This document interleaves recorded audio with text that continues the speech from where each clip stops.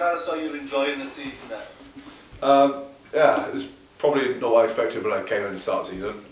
You know, I probably came in this year after last year thinking might pick up the odd game or two here and there when the internationals go away, but yeah, it's gone a lot better than I thought it would, and probably allowed me to grow a lot as a player, really. How many matches have you had, Huw? How is it now? I think it's like 10 or so, 12 or so, I think, this year I've been involved with. Well, and some of those have you featured in Europe as well? Yeah, I've featured in all the Europe games as well, which I really didn't expect. I think that's something that really took me by surprise. But so where's that leap coming from? What did you do, you know, prior to? Tell us your backstory, basically. Basically, I just came to Swansea University through the Welsh Exiles. They said, you know, if you come here, we can keep an eye on you and, you know, keep track of you. And did 2 years there, and then sort of during COVID, really, I got a message from Huw Sutton, the uni coach who works here at the Ospreys as well. He sort of said, oh, you know, doing some stuff for the academy, sort of training, like they sort of need some extra numbers, do you fancy it? So it was quite nice sort of be able to train while all my mates couldn't, you know, be able to get some contact in and stuff like that. And then sort of from there, really, they called me into the seniors at the end of that season. Then sort of been here ever since they offered me a contract then. So. What is the Welsh connection? Both my parents from Newport and the whole family. Yeah, I'm the only one born in England, unfortunately. Yeah. So where were you born? Born in London and Greenwich. Right. So you bypassed Newport and shot across the Ospreys. Yeah, I came straight through to Swansea. Yeah. And what was Huw Sutton like as a coach? Oh, he helped me massively, I think. So I came out of a gap year playing abroad in New Zealand and stuff, and sort of came into uni, and he sort of put a lot of responsibility on me. From like day one, he was like, you're going to be playing a bit, so, you know, allowed me to really grow into that. A bit more of like a mature player rather than I was when I was like 18, sort of didn't really have any responsibility, and like, took up quite a bit of a leadership role within the uni team even in first year, which is quite unheard of, really.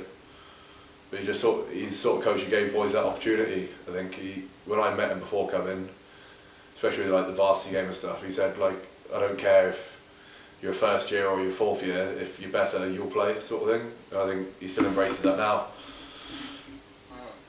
Who sorted like your trip to New Zealand, and who did you play for? It was Welsh Exiles put me in contact with a club out there called Alhambra Union, down in Dunedin. So yeah, quite good. Quite sort of changed me quite a bit going down there as well. Sort of living by myself and having to not having anyone to go off, really. Sort of have to, you know, realise I have to be an adult, sort of thing. Crikey, I mean, how old were you at the time? I think I was 19 when I went. Yeah, 19. Yeah. Next stop was South Pole, I think, down there. It's fairly far south, a long way to go for a 19-year-old. Not much further I could go down, but yeah, bit of a long flight. So what were you doing? You were in digs down there, or did you stay with the family, or how did it work? Luckily the club put me up. They put me up with the club captain there. So he sort of looked after me, took me in with him and his two sons. So I think from day one he said to me, you're not living here free of board, you're going to have to get a job. So I ended up doing some pretty nasty jobs and all around the city, really. What were you doing up there? Oh, I think the worst one I did was I had to be picking up bricks off a roof all day from like 7 in the morning until 3 o'clock in the afternoon. Bare hands. It was the only way to afford to do anything I wanted to do down there, really. And what did you say the name of the club was? Alhambra Union. Right. And what did you learn down there? I think it gave me, because I played a bit of club rugby back home before I went over there, playing against like sort of semi-pro players, but then sort of when I went down there, it gave me a different style of play and sort of different opportunities against, a bit like in the Welsh Prem here when you get guys from the Ospreys or any other region drop in, like they had guys from the Highlanders drop in.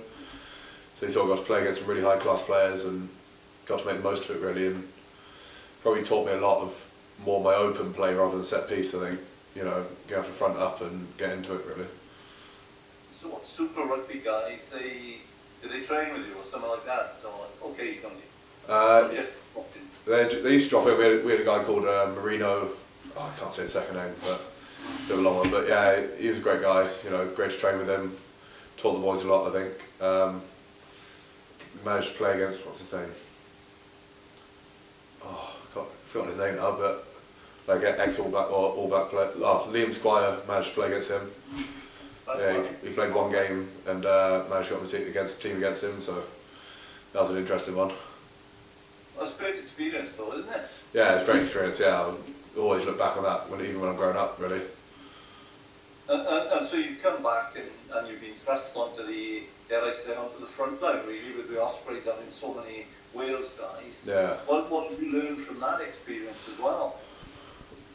It's probably just, sort of growing as the sort of player I am, really, more than anything. Realising, probably coming into pre-season this year when the boys aren't here because they're away in international duty, and, having that opportunity to take more of the forefront, and just had to grip every opportunity I get with both hands and just make the most of it, because really you sort of know that they're coming back. It's just a case of can you hold on to that shirt more than anything. Yeah, and I'm guessing, you picked up tips from the likes of Adam Beard and Alan Jones as well. Yeah, it's endless. It's like endless how much stuff I'm learning from them, like every day. I'm just always grateful for them, chatting to them, and the little, even like the slightest of things that help in like the line out that really improved my game quite a bit. How do you think that the boys went? Your three second row mates, in the Six Nations, with Alan Wynne, Adam Beard, and Rhys Davis.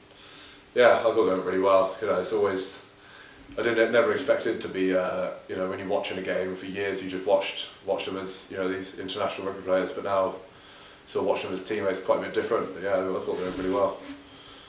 Yeah, brilliant, mate, and hope it goes well for you at the weekend. Yeah, lovely, thank you. Thanks very much. Just a few from me, because Mark's covered most things. Yes, it's a pretty non-conventional route to the pro game for you. Is it giving you those kind of hard days in New Zealand, picking up the bricks and stuff, giving you a greater appreciation of where you are now today? Yeah, definitely. I think I still live in a uni house with some of my mates from uni, so I think that really humbles me when I come back. Coming back, and I think it's quite nice for me really, because I come back and the boys just chatting about whatever, or like you come back from training and the boys coming back, they've all been on night out before, and you're sort of chatting to them about what's been happening, and sort of keeps you nice and grounded, and gives me a very easy out from rugby sometimes. It's quite good.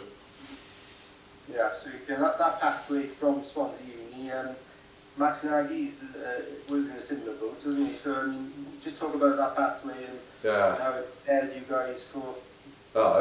It's quite funny. It's quite funny with Max, because he was the first bloke I met at Swansea, because I lived with him in my first pre-season. So I think it's a great program. I think it's one of them things where there's so many different teams in the Buck Super Rugby League that everyone's got their own way of doing it. But I think in Wales especially, like Swansea's sort of got the best link with two regions feeding in.